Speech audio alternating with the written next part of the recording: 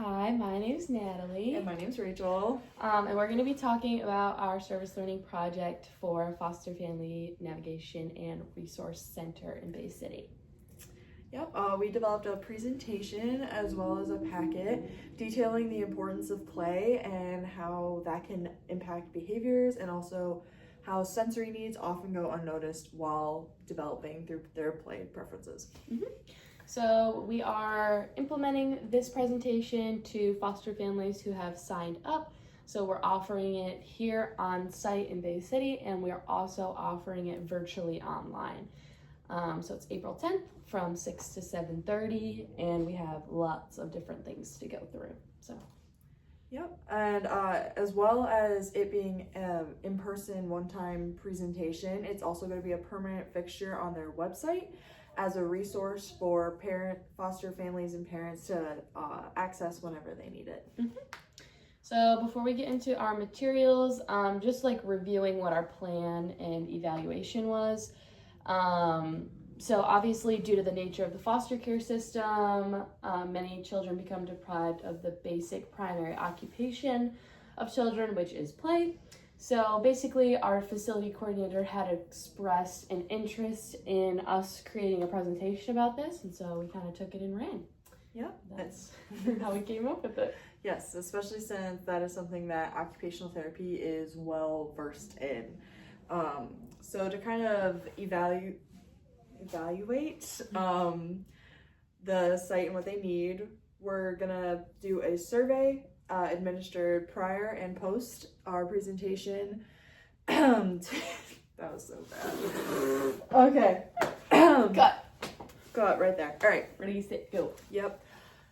So because occupational therapists are well versed in play, that's mainly why they asked us to focus on this topic.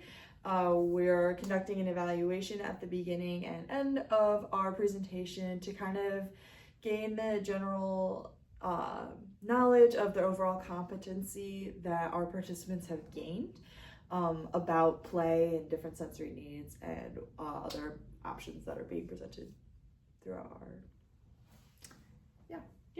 Yes. So some of our materials that we're going to be presenting on are the PowerPoint, which Rachel will pull up. And then this is our packet. So this is what's going to be available online as a permanent resource. And so basically this just kind of goes along with the PowerPoint for them to follow along it, but it could also be read independently without the presentation. And then it has like a little notes section and some extra resources in the back. So we have online resources, phone apps, books, and then we have some flashcards that they can cut out, and then some activities as well to support play. So these will be given out to everybody who attends the program and will also be made available as a PDF on their online website. And then we also created these little cards that will be handed out at the presentation, as well as they're going to some sort of conference that they're going to be handing them out at. So these are all different fidget or like sensory apps that people can get on their phone. So we did lots of research and played lots of games to figure out which ones are the best. So we have these as well that we made. And then we'll get into the presentation a little bit. But first, before we do that, along with the presentation and educational materials that we developed, we also had to develop a flyer, basically addressing the families and kind of giving a little bit of what we're going to talk about so that people know what they're signing up for. And one nice thing that is that Foster Family Navigation is doing for this is that they're providing dinner for each of the participants that will be in person, and they're also providing detailed lists of the play items that we will be doing for the individuals at home, as well as providing those actual resources for the people who attend so that they can actively engage in our activity that we have in our play presentation. So this is what our presentation kind of looks like. Play, what, why, and how. Let me switch this over. we just kind of run through a bunch of different topics. This is the survey for us to gain their general knowledge on the topic prior to the beginning of our presentation. We also have a QR code at the end to gain that knowledge as well, like how much they've learned throughout. But yeah, we have what is occupational therapy?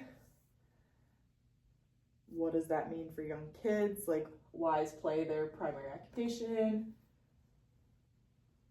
The importance of play. We have the 4 stages of play development. The do's and don'ts of play. How trauma impacts play and behavior. Discussing ACEs. How to use play as an emotional tool. And then we start getting into playing the different sensory needs when we talk about proprioception and vestibular senses, because that's something that's not often acknowledged. Continuing with that sensory needs, sensation seeking, avoiding, sensory sensitivity, low registration, and discussing what each of those means. Specific questions that they might consider on their child's specific sensations. Some everyday sensations for us to talk about that people might not realize impact sensory needs. And then this is the beginning of our activity, our first of 2 activities. This is where we'll be developing our own sensory bin, and then we go through each of the steps. So we'll have an example, which we have made up right here.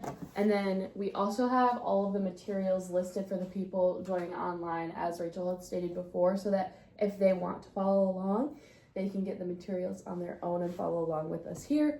But if they are in person, they will be getting all of the materials for coming to the class. So we have sensory bins, and then we also have Zen gardens for some of like the older kiddos that might be more interested in that.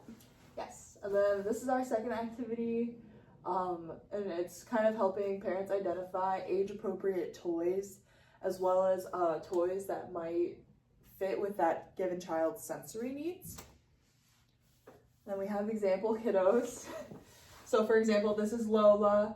She's 13 months old. She likes fun sounds, bright colors, and playing outside, which they'll kind of have a general understanding at this point of that age's play development, because that's something we talked about earlier, and that's something we're hoping that they can apply through this activity. And then we'll provide like the answers. We have some toys set out here on the table, like a frog and the bubbles. So we'll have like a group discussion talking about like why they chose the toys that they did, why these are good toys for this age category, and it's really just an activity to apply the knowledge and information that they learned earlier and put that into practice so that we feel confident sending them out ready to pick good toys for their kids based on their age and whatever their needs are. Yes. So we have a couple different examples. We don't have to go through them all, but yep, we have all the way up till I think 12 years old. Then additionally asking for any questions at the end. Here's that post QR code, and then our thank you. yes.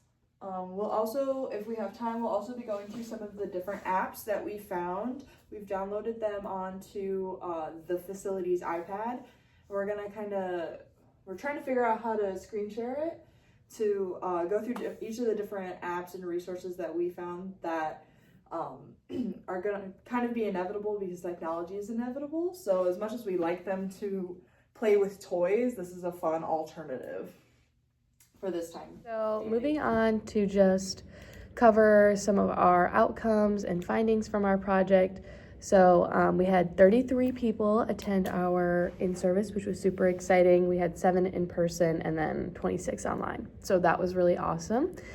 If you want to pull up the chart with the pre and post surveys. Yes. So this was something that we had to modify, which we'll touch on later, but we had the responses pre and post on questions around their knowledge on play techniques and understandings of behavior, recognizing children's behaviors and their sensory needs, making connections with children in your care, and then the importance of play in foster care and child welfare. And so we had a significant increase in pretty much all of the answers. I want to say we have the charts pulled up right here. If you want to just turn your laptop, maybe. Yeah, I would love to. So these are our post responses. So 1 would be no knowledge and no understanding, and 4 and 5 are the most knowledge. So these are our post findings. So oopsies. Everybody reported in the post survey for almost every question in either the 4 or 5 realm for each of those questions that I just touched on. So that's super cool. Yep. These only contrast slightly from our original findings for the pre-survey because some people were knowledgeable, but it wasn't like across the board that all were knowledgeable. So there was some insight gained from the in-service that we provided. They also gave ideas at the end of one idea or concept presented that they felt could be useful from the tools that we provided. So like the sensory bin that we created with them, apps that they can download for their phone, books and apps, the sensitivity levels. So we talked about like sensation, seeking, avoiding, low registration, the 4, and then identifying where you're feeling the emotion in your body, which was an additional worksheet that we provided to them in our resource booklet, which we showed earlier on. Yes, so that was super good. So some modifications that we had to make, we had to change the reading level to 6th to 8th grade, just because with the content that we were presenting on, it was really, really difficult to get it down to a 5th grade reading level. So we bumped it up to 6 to 8, and I think it ended up being fine. I agree. I think that everyone that was there, especially since like the age range for that population is 21 plus, had that kind of reading level established. So I feel like they were able to understand all the concepts that we were presenting on. And if they had any questions, they asked. But for the most part, everyone seemed to just generally understand what we were discussing. Mm-hmm. And then, as we just showed, our survey did change. We initially had created one, but Foster Family Navigation had one of their social work students create a pre and post survey, which is what we just showed you. And that was in order to establish data for them as to whether or not this would continue to benefit like their foster families, as well as also give us data on like what their knowledge was prior to our presentation. Yeah. So it ended up being more of like a collaborative effort instead of like just a survey for us. And I think it ended up working out well too, because we did it like online, and our original idea was to do it on paper, and the majority of the people who attended our service were online. So I think that ended up being really good. Yeah, and the people who were in person in our in-service, I feel, are the ones who answered the most, which yes, was great. For sure. And then just some lessons that we learned. Yep. Definitely, if we were to do this in the future, or if foster families were to like recreate our presentation in some sort of way, definitely catering more to an online format, because our presentation was catered to in person. And although I think that the people that were there in person, it was great and it was amazing, the majority of the people that we had were online. And I think we probably could have foreseen that, just like with the population that we're working with. And so just meeting our population where they're at, which for a lot of them is just more accessible from home, would definitely be a lesson that we learned. Yeah, I think that's one of the bigger takeaways. Also, we didn't know initially, but this was an in-service that is kind of required for them to maintain that their foster like certification. They have to do so many credit hours per year in order to maintain that licensing. So that was interesting to find out, and we were glad that they chose ours, even for the limited amount of time that our presentation was. I think in general too, we'd want to make our activities a bit more engaging for that online format as well, because two of our activities that we had developed were very hands-on, and especially the creation of the sensory bin. Like, yes, we provided materials that they could do from their home, but if they chose not to do it, they just didn't do it, and they kind of signed off and were no longer engaged with us. And we gave some other insightful things, but people had already kind of hung up the call because we had done a more hands-on activity. Yes. And then just wrapping up with our personal learning outcome objectives. One of mine was to identify trauma-informed toys, and I would say that we did that tenfold. That was one of our big activities within our presentation, was identifying age-appropriate, identifying like sensory-appropriate, and just trauma-informed toys. And then my other learning objective was to learn more about the social work role, and I would say that so on this learning objective. I definitely got to see, like, on a macro scale how they're able to impact the populations that they're working with. And the social work student that we were working with, we didn't have a ton of direct contact with, which we did not foresee in the beginning. We were corresponding primarily through email because we didn't have the same fieldwork times with the fieldwork student that we were paired up with. Yeah, and then she kind of stopped communicating with us for a while, and that was something that ultimately our educator had to talk to her about, and she wound up not presenting with us in the end because at that point it was all something that we had worked on and done. But as far as my learning objectives go, I said that I was going to identify like resources for identifying behaviors related to ACEs, and I would feel that I did accomplish that within the presentation itself, and like educating on that, as well as like providing information on various activities for individuals with sensory needs. And I feel like we covered that a lot, and that was something we went very in depth with throughout our presentation and our additional resources that we provided for them. So yeah, overall It was a great experience. I definitely learned a lot, and there would definitely be things that I would change, but I think that it went over super well. And now they have our packet that we created as a long-term resource on their website. And also, if they want to recreate the same kind of in-service, they're more than welcome to, because they have those resources. Yep. I do agree with that. I do agree with the fact that I'm happy that we could create this long-term resource for them. It definitely taught us a lot about working independently and kind of navigating our own in a different environment. And I feel like that was the most beneficial part. Yeah. While also gaining feedback as needed and really just taking charge. Yeah. I think any suggestions for future students working at this fieldwork placement would just be still trying to build up those perspectives from the population that you're going to be serving. So I mean, when we initially were creating this, like we said, we had to make those modifications for the reading level, but also I don't think that we had considered that the majority of our attendees would be online. So just considering all of the various factors, for sure. I agree. Yeah. And that's it. Yes, thank you. Thank you so much.